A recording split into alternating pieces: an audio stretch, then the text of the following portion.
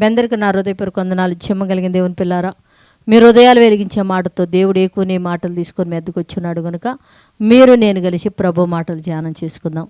రాత్రి కాలం నుంచి మిమ్మల్ని, మీ కుటుంబాన్ని, మమ్మల్ని, సంఘాన్ని, భూమి మీద ఉన్న ప్రతి బిడ్డని జ్ఞాపకం చేసుకొని ఊపిరిని జీవాన్నిచ్చిన దేవుడికి మన ప్రభు అయిన యేసుక్రీస్తు వారి నామములో శిరసు వంచి వందనాలు స్తుతులు తెలియచేసుకుంటూ ఈరోజు దేవుడు ఏ మాటల చేత మన హృదయాలు వెలిగించాలనుకుంటున్నాడో దేవుని పిల్లలు ఆ మాటల చేత మనం హృదయాలు వెలిగించుకుందాం. ఒకసారి చూడగలిగితే యెషయా గ్రంథం 53:9 రాయబడ్డ మాట, నిశ్చయముగా అతడు అన్యాయమేమి చేయలేదు, అతని నోట ఏ కపటము లేదు. అంటే యేసుక్రీస్తు వారు కలువరి శిలువలో చనిపోవడానికి నిశ్చయముగా అతడు అన్యాయం ఏమీ చేయలేదంట.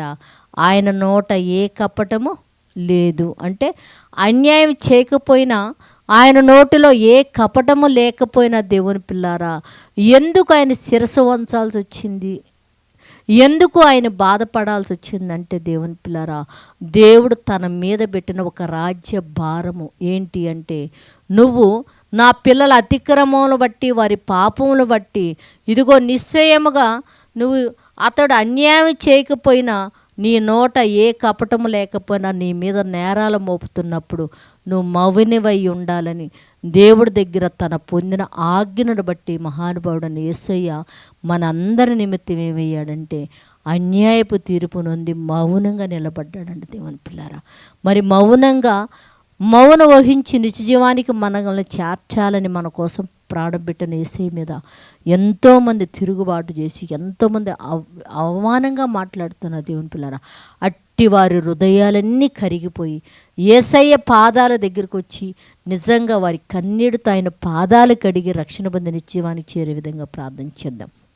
పరిశుద్ధుడా, జీవము కలిగిన మా పరలోకపు తండ్రి, నిజంగా అన్యాయపు తీర్పు నా తండ్రి నాయన, ఏ కప్పటం ఆయన నోటన లేకపోయినా నాయన మా అందరం పాపంతో మౌనంగా ఉన్నారు తండ్రి.